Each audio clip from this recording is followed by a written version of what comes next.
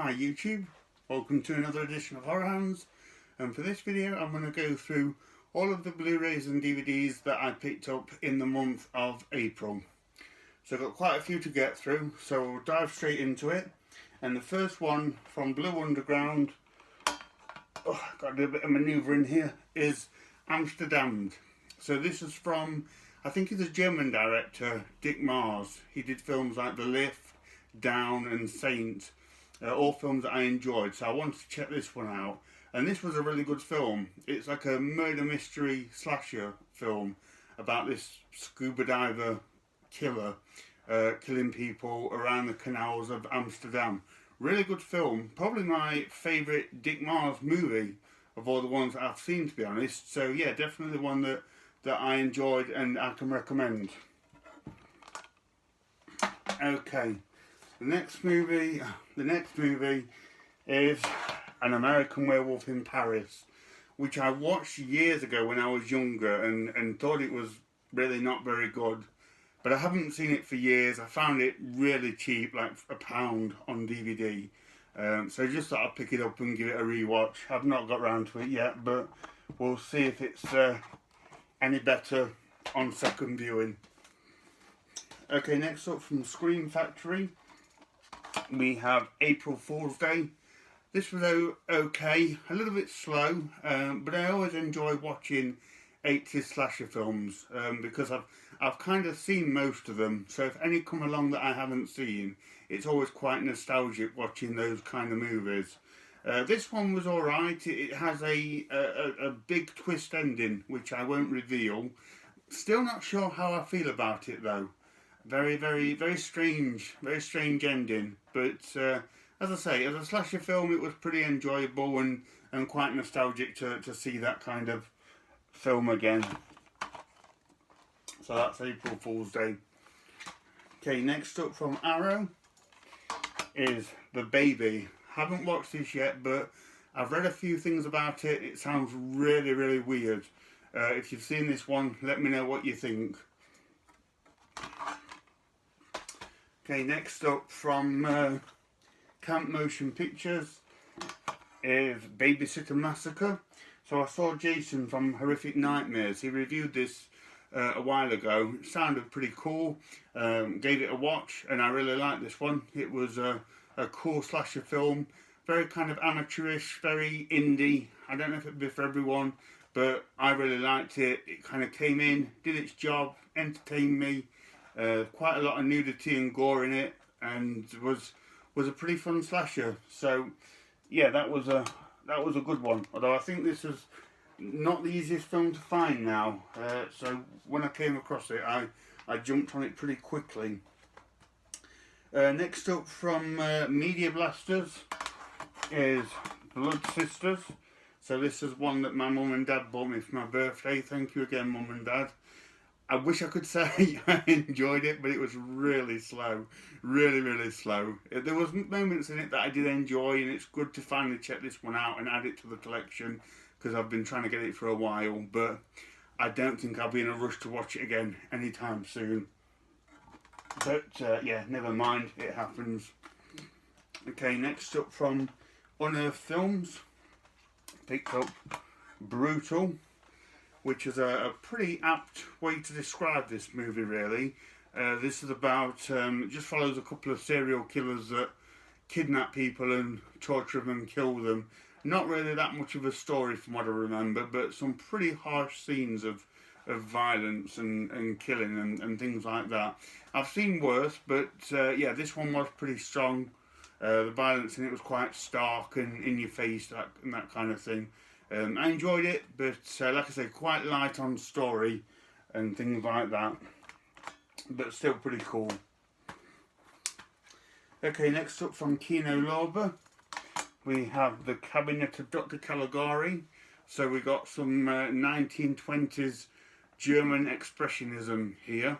I have seen this many years ago and thought it was very weird, but this is kind of like one of those flagship movies from the old kind of vintage era, and quite an important film in the kind of the advancement of cinema and horror and things like that. So when I saw that Kino had bought it out, I thought I'll pick this one up. So I'll give that a rewatch at some point. Next up from Scream Factory, we have Captain Kronos, Vampire Hunter. So this was a Hammer movie, one that I've not seen before. It was a first time watch for me, and I enjoyed this film. I thought it was a good one. Not the best Hammer horror film. I thought it lacked a little bit of the gothic charm of some of the others, but Horst Jantz, who played Captain Kronos, he did a really good job, and there's some cool kind of vampire action in it and sword fighting and things like that. So yeah, not the best, but pretty enjoyable Hammer film. Right, next up, I picked up the new Castle Freak movie. Not had a chance to watch it yet. I've heard pretty good things about it from people, and Ben from Cadaver Club, he's all up on Castle Freak, so I'm sure he enjoyed this one. But I'm looking forward to checking it out soon, and hopefully it will be an enjoyable one. I'm not too keen on the original, but so we'll see what I think of the new one. Okay, from Severin we have Castle of the Creeping Flesh, which I've heard is a bit of a crazy like Euro horror movie. I absolutely love the artwork on that front cover. Again, not had a chance to watch this yet, but it's one that I'm really looking forward to checking out, and hopefully it'll be fun. Okay, next up we have Creep, which is one that my dad recommended to me. He saw this and had a lot of good things to say about it, and I thought this was a really good film. A found footage movie of this guy. He's like a filmmaker, and this guy sort of hires him to document what he's doing. I won't go into it too much, but you kind of immediately sense that this guy who wants to be filmed there's something not quite right about him. It's all a bit weird, and it just gets darker and darker and escalates from there. I thought this was really good. Pretty effective found footage horror movie, pretty creepy, and great performances from the two main guys in it. So yeah, that was a good one. Okay, next up from Scream Factory we have Curse of the Cat People. Not had a chance to watch this yet, but I'm a huge fan of the original Cat People, and I think Simone Simon, she comes back for this movie, so if it's anywhere near as good and as classy as the original, I'm sure I'll really enjoy this one. So nice to pick that one up. Okay, next up from Kino Lorber we have Curse of the Undead, which is I think one of the very first horror western movies. I think it's about a vampire coming into a western town. Again, I've not had a chance to watch this one yet, but sounds pretty interesting. Hopefully that'll be a decent watch. Okay, next up from RLJ we have The Dark and the Wicked. Another one that sounds pretty cool, pretty interesting. Sounds a bit creepy. I'm waiting till I can watch this one with a friend of mine who particularly enjoys these creepy type of movies. So we'll watch this one together and hopefully get a scare or two along the way when we watch that one. Next up from Severin is Day of the Beast. So I'd never heard of this one before until Severin released it. Got pretty good reviews. I thought it was okay. It's about a priest who is preparing for Armageddon and the coming of Satan. It's actually quite light on the horror. It's more of like following the cat and mouse hijinks of the priest and these characters as they get what they need and go to where they need to be in order to fight Satan. So yeah, not all that much horror. It's not the kind of foreboding religious horror film that it at least looked like to me. But I enjoyed it for what it was. It was a pretty fun film, not one to take all that seriously. Pretty decent performance from the people, but yeah, not a scary religious type film, which is what I was expecting. But still a pretty nice release from Severin there. Now, next up is Death of Me. This is Maggie Q. She goes to this island on holiday, and her and her husband wind up being affected by like this voodoo curse. It's a pretty decent premise, but it kind of falls a little bit flat, to be honest. I forgot about it, quite frankly. I watched it a couple of weeks ago and I already forgot that I'd picked this one up, so nothing all that great, to be honest. A little bit disappointing. Okay, next up from Brain Damage Films, we have Demon.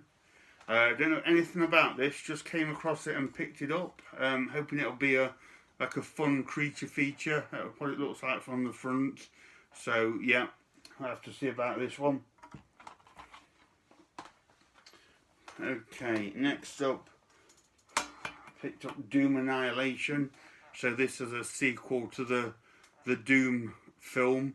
I thought the first Doom was okay, although it's been a long time since I've seen it, but thought I'd pick this one up and give it a chance, see what this one's like.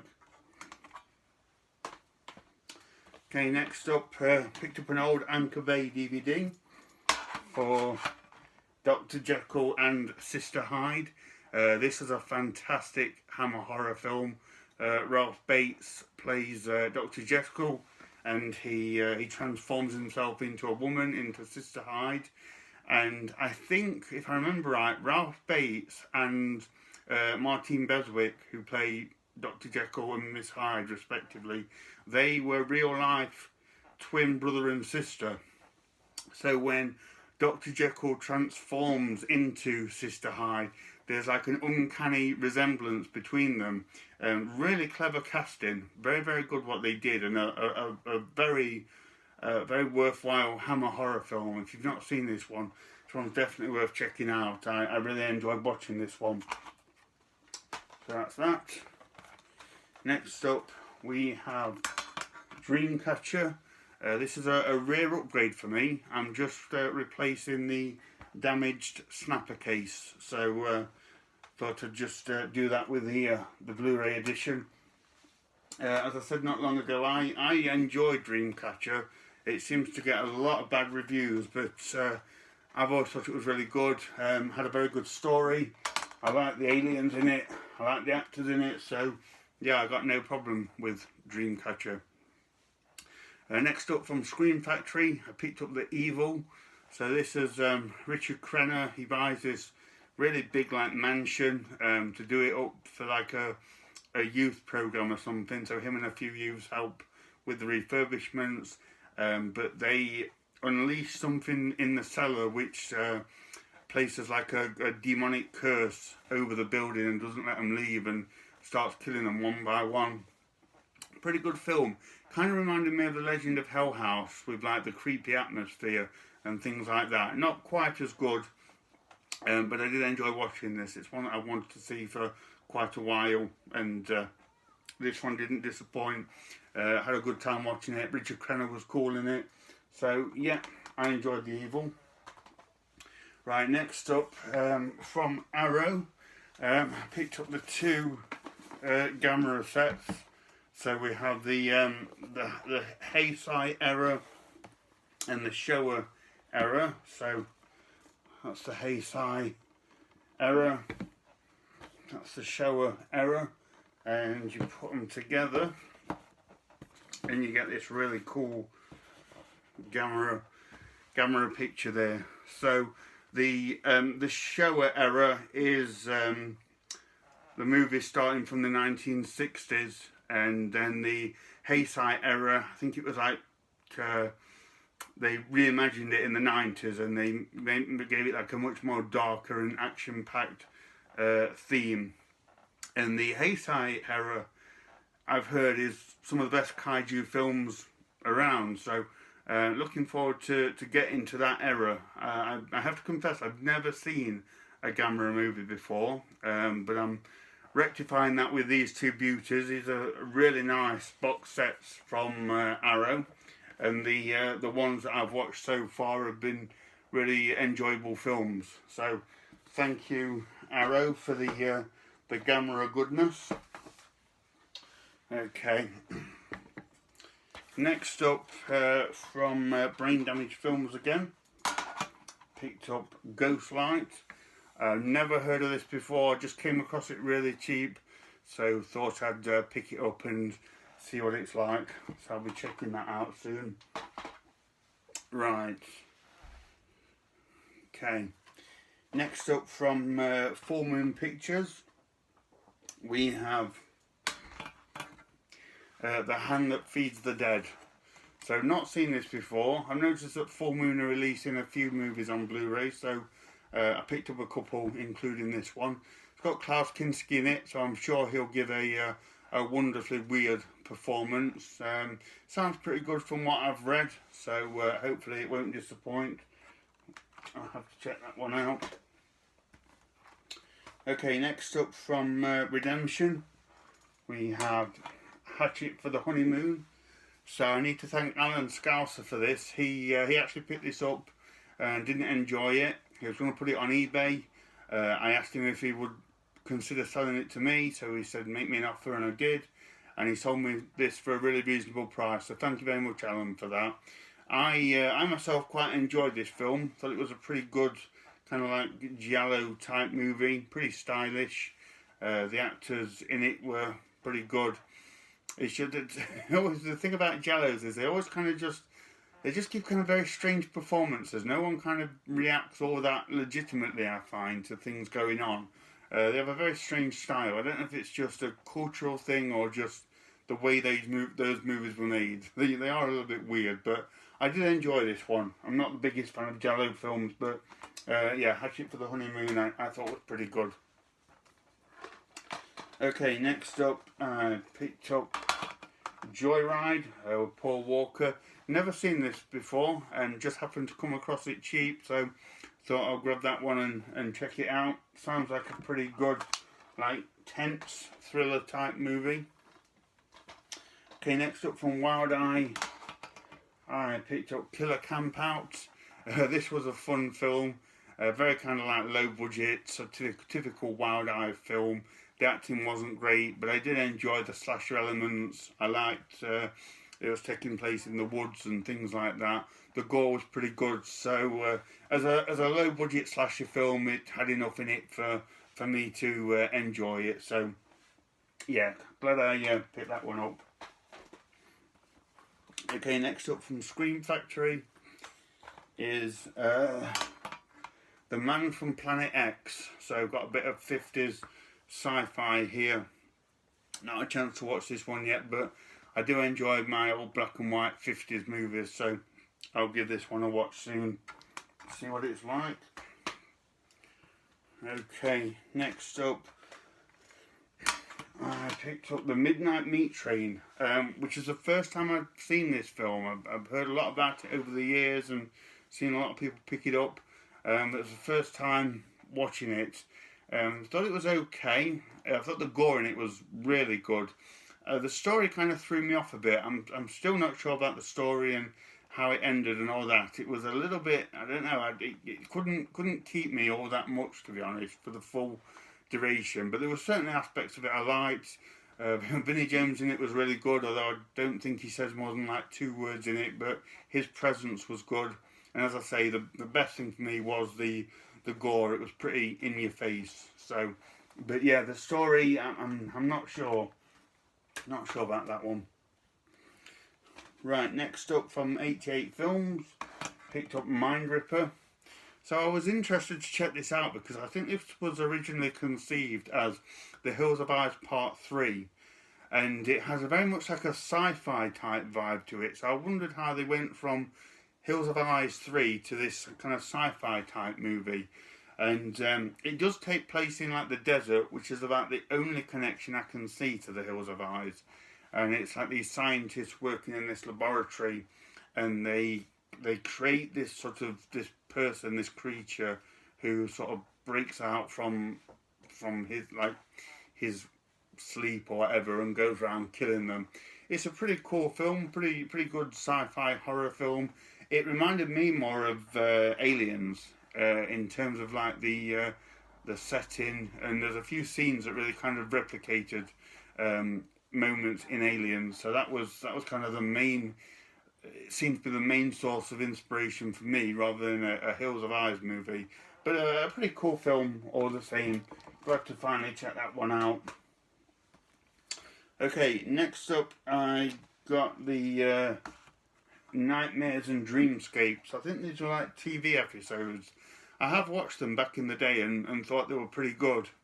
And they're all based on Stephen King short stories, so it's just like mini episodes based on Stephen King stuff. And not had a chance to rewatch them, but like I say, I did enjoy them the first time around. The one that stayed in my mind the most was the one with William Hurt, where he's a hitman and someone sends him a trunk, and inside it is all those killer toys that try and kill him, and he has to fight back. And I don't think there's any dialogue in the episode. It's just William Hurt trying to fend off these little killer toys. It was really good stuff. So yeah, looking forward to watching those again. Okay, next up from Severin, I picked up Nosferatu in Venice. I had no idea this movie existed until Severin put it out. But I'm a huge fan of Klaus Kinski as Nosferatu in the first movie. I assume this is connected in some kind of way. I don't know, to be honest. But yeah, I'm hoping that this will be, I don't know, as good as the original. But I'm hoping I'll enjoy it. And as I said earlier, Klaus Kinski, he always gives a wonderfully strange kind of performance. And I've heard this one's a bit of a crazy one. So hopefully there'll be enough in this one to entertain me. Okay, from H8 Films, I picked up the Oily Maniac. Well, what to say about this one? So, this is about a guy who he gets this kind of power where he literally turns into an oily maniac. He's just like a big monster creature covered in oil, and he starts killing off all like the bad guys and the ne'er-do-wells in his area. It's an Asian film and subtitles, but very much kind of came across to me as like a precursor to Toxic Avenger, that kind of thing. It's a lot of fun. I had a good time watching this. The Oily Maniac is just like a guy in a rubber suit covered in oil or some oil-like substance. He doesn't look great, but for someone like me, I thought he looked really cool. So yeah, very, very peculiar film. Some of the storyline kind of got away from me, but the actual scenes of the Oily Maniac doing his thing were fantastic. So I had a lot of fun watching that one. Okay, next up from Full Moon, we have Orgy of the Living Dead. Not got around to checking this one out yet, but it's got Paul Nash in it, so I thought that'd be a pretty cool one. I always enjoy seeing him in films. Okay, next up from Severin, picked up Patrick, which I've never seen this before. I used to see this on Vipco VHS years ago, but I never got it back in the day. So thought I'd pick this one up and finally check out what it's like. Not got around to doing so yet, but it looks like an intriguing one. From what I can tell, it's a guy who is in a coma but kills people whilst in the coma. I don't know, I'll have to check it out. And then while I was on Severin's website and I picked up Patrick, I thought I'll get Patrick Still Lives, which I've heard is crazy. So yeah, I'll be giving both of them a watch soon. Hopefully they'll be enjoyable. Okay, next up from Severin again, we have the Peanut Butter Solution, which was weird. This was a very weird film. I can't work out if it's purposefully weird or if it's just badly made. It says on the back it's Nickelodeon by way of David Lynch, which is a great way of explaining this. Apparently it was aimed at kids, but it's so bizarre and so weird. It kind of plays out like a dream. Very kind of, there's not much storytelling. Things are just thrown together and very bizarre film. I don't know what to make of this, to be honest. I'm still trying to piece it together in my head. Very, very weird film. Right, okay, next up, picked up Possessor, which I've heard a lot about. Seen a lot of people picking this one up. I've heard a lot of really good reviews about this one. Got to say though, I couldn't get into this. Wasn't for me. It was very, very complicated. I found it very difficult to follow what was going on. I thought as it went on, it would piece together and it would become more clear what was happening, but it never did for me. It was very, very hard to keep track of what was going on. The good things about it, the gore was absolutely fantastic. Very kind of visceral, bloody, violent gore in this, which was great.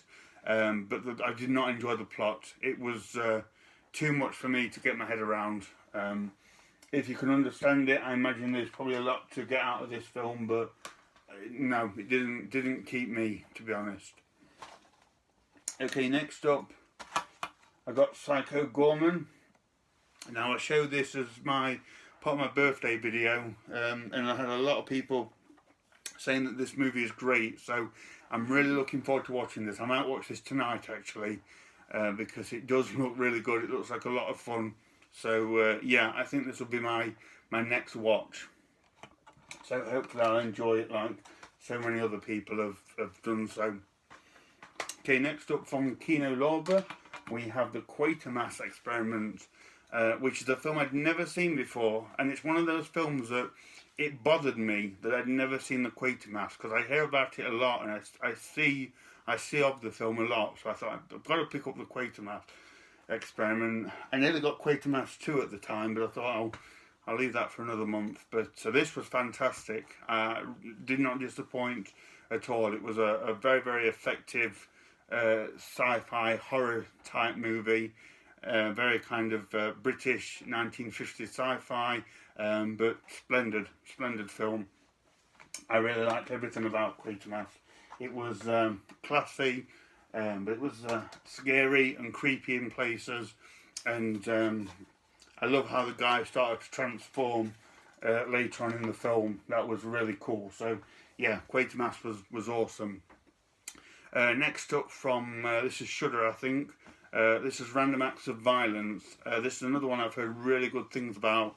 This will be another one that I watch very soon, because I'm very intrigued to check this one out. It sounds excellent, and I've heard a lot of people enjoyed this one as well. So yeah, happy to pick this one up, and hopefully it will be as good as what people seem to say it is. Okay, next up from Second Sight, picked up this nice thick set of Raw. So this was an interesting one. It's a French film about a girl that goes to veterinary college, and she's a vegetarian, but she's made to eat raw meat as part of a weird hazing ritual, and it changes her, shall we say, and it gets very kind of gruesome and things like that as it goes along. I won't reveal too much about it. The good things about this was it was pretty gory in places and pretty gross in places too. It kind of goes into a bit of like body horror territory. The only thing that I really didn't like about this film was the setting. The veterinary school was like the most horrible, totalitarian, chaotic place you could ever imagine, and everyone that was there was just wanted to like sort of almost like mess with people and torture people and mess them up. It was such a strange environment, and I kind of would have figured that people that go to veterinary school would be kind of like nice people that want to do good. Maybe I'm just being naive, but it was such a strange, dark, harsh environment. Very little veterinary studying going on. I just thought that was a bit bizarre, but the story itself was pretty good, and this young girl in it was fantastic. She did a great job as the lead role. So yeah, not a bad film. Quite indie, quite arty, but yeah, it was all right. Okay, next up I picked up Shin Godzilla, which is one of the more recent Godzilla movies from 2014, I believe. Heard pretty good things about it, so hopefully it'll be enjoyable. I do love Godzilla, so I'm sure I'll enjoy that one. Right, next up from Full Moon is Shrieker. This was okay. I watched this right at the beginning of the month, and I can't remember it too much, to be honest. It was alright, but by the next day I pretty much moved on to something else, so yeah. But typical kind of Full Moon type movie. Right, next up from Blue Underground, finally picked up a copy of Stage Fright. This is a film I've wanted to see for years. I've heard nothing but good things about it, and I'm happy to say this one didn't disappoint. I thought this was a marvellous kind of giallo slasher film about people in this theatre rehearsing this play that start getting killed off by a killer with an axe. Really good stuff. I love the style of this film. It's Michel Suave's first film, and you can tell he's worked with Argento. There's some very Dario Argento-esque scenes in this, and Lamberto Bava as well. I think he's took a bit of his style as well. But yeah, really, really good film. If you like me and you've never got around to watching Stage Fright, definitely check it out. It was excellent. Okay, next up from Severin, we have Tales of the Uncanny. So I mentioned this in my recent horror documentary video, but this is a documentary about horror anthologies, and it was absolutely fantastic. I loved this from start to finish. It was a wonderful, wonderful documentary. In particular, well, it covers pretty much everything in anthology, starting from like the 1920s to the 40s, 50s, going through to like Amicus, through to like Creepshow, Two Evil Eyes, and then to things like the ABCs of Death and VHS and things like that. So everything's covered, but the section on Amicus was just absolutely fantastic. It was really nice to hear people talking about those old movies. The majority of it was made during lockdown, so a lot of the interviews would take place over Zoom, so the quality of some of them aren't great, but the content and what they were talking about was just fantastic. So if you have any interest in anthologies, definitely check out Tales of the Uncanny. Right, next up, I picked up Texas Chainsaw Massacre: The Next Generation. I just picked it up so I could finish the Texas Chainsaw Massacre franchise. This was the last movie that I needed. It's probably the most expensive one as well, even though it's probably the worst of the franchise. This is really not a good film. A complete mess of a film. I could do a whole video about why this movie is so bad. But yeah, just a million miles away from the original Texas Chainsaw Massacre. And it usually, I don't like it when Hollywood actors shun the earlier horror films that they were in, but I can totally see why Renee Zellweger and Matthew McConaughey want nothing to do with this film. It's really bad. But I'm happy because I now have every single Texas Chainsaw Massacre film. Okay, next up from Scorpion is Tinterra, which I mentioned at the beginning of the month. I did a quick video on this because my dad recommended this to me over 25 years ago, so it was really cool to finally get this movie and watch it after he recommended it so long ago. On the whole, I enjoyed it. It's a strange mix of killer shark film, daytime soap opera, and real like grindhouse filmmaking. When I was watching it, I was thinking this movie's pretty good. It's not great, but it's good.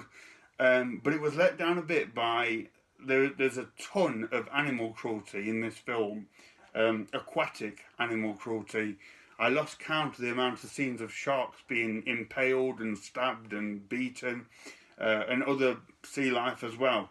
And it happens so repetitively in the film, it almost becomes like really bad taste. It was like watching Faces of Death, but the undersea version. So yeah, that was a little bit hard to take, so many scenes of sea life being killed. But as a killer shark film, it was pretty enjoyable. And like I say, thank you to my dad for recommending this. And this is almost like a sentimental film anyway, because he recommended it to me all those years ago. So good to finally have that one in the collection. Okay, next up from 88 Films, I picked up the Urban Legends box set. So Urban Legends 1, 2 and 3, really nice artwork on that. I rewatched the first one. It's not bad for like a 90s, one of those new wave 90s slashers. I liked it for the 90s nostalgia. I have seen the sequels. I don't remember thinking they were all that great at the time, but I'll give them another watch and see what they like. But this is a really nice box set from 88 Films, and I think this is limited edition, so I didn't want to let this one go out of print. And then last up, as I'm trying to get a little bit more anime for the collection, some more horror anime, I picked up Vampire Hunter D, which was okay. It was a strange one. I'm not the biggest fan of anime, but I enjoyed this on the whole. The animation was nice. The colours on the whole were fantastic.